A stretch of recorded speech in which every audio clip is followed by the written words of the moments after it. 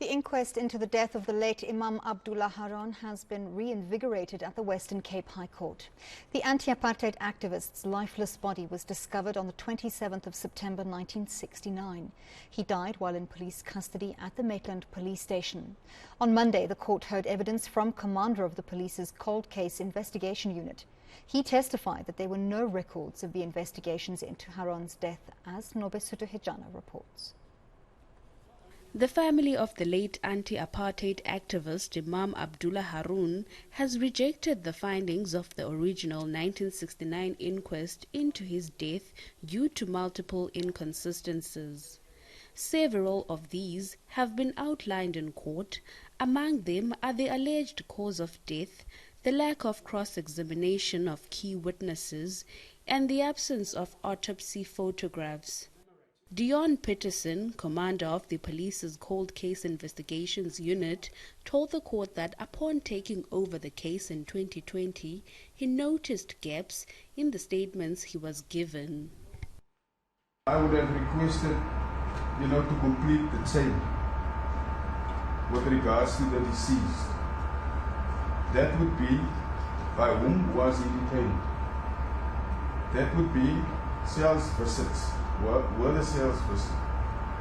The person in charge of the CSC, there should be entries made to that regard. Any complaints, was it recorded? That would have been part of my outstanding investigations, which I would have identified. Judge Daniel Tulare says it appears the two officers who interrogated Haron at the time of his death wanted to keep the true details of his death under wraps.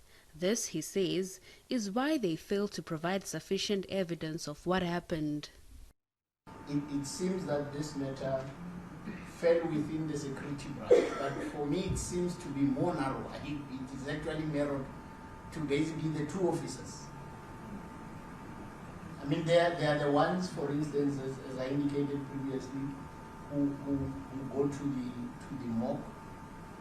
They are the ones who go and inform the family, it appears, about the death. They are the ones that are basically in charge of seeing to it that the post-mortem is done. It seems that they assumed the role of investigating the matter. The Haron family say they are disappointed by the first day's testimony as it failed to shed more light on their father's death, something they've waited for 53 years. I still feel it's kind of very loose. And 8 months, and they're making excuses about there wasn't enough time to get more findings on the matter. 53 years is long. It's a cold case. It's an old case. But, you're going to try your best to kind of get valuable information. And if this is the first case that's happening in Cape Town, and it should set a precedent for all other cases, that I feel they should have done more than just what they've given us here today. Court proceedings continue on Tuesday after an oversight visit to the two police stations where he had been kept. Nobesuthu Hejana, Cape Town.